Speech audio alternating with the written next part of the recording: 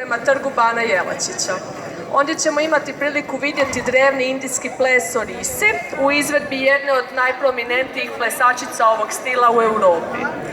Nakon toga ćemo se ponovno uz pjesmu i ples uputiti preko Zrinjevca prema trgu kralja Tomislava gdje će biti završni dio festivala.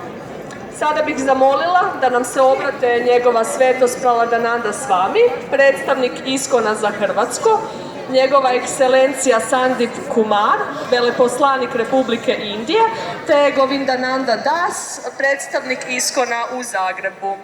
Prvo će riječ dobiti njegova svetost Praladananda Swami.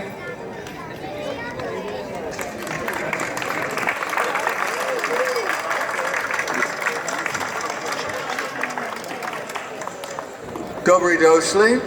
So thank you all for coming. Hvala vam svima što ste došli. This is a universal festival.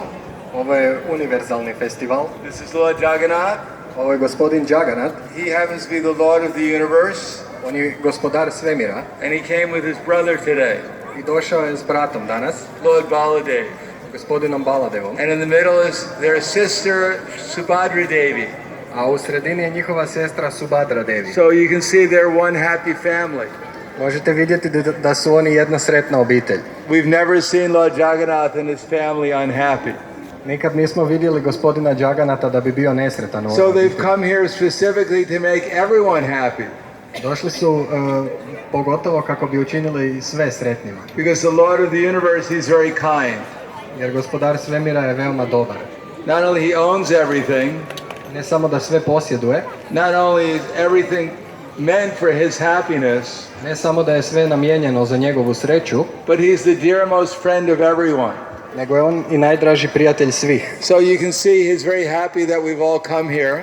Vidite da je veoma sretan što smo svi došli. And shortly we'll be chanting Hare Krsna, Hare Krsna, Krishna Krishna, Hare Hare, Hare Rama, Rama Rama, Hare Hare. And if you join in the chanting, ako se pridružite pjevanju, then you'll see Lord Jagannath's smile will get even bigger. Vidjet ćete da je osmijeh gospodina Jagannatha još veći.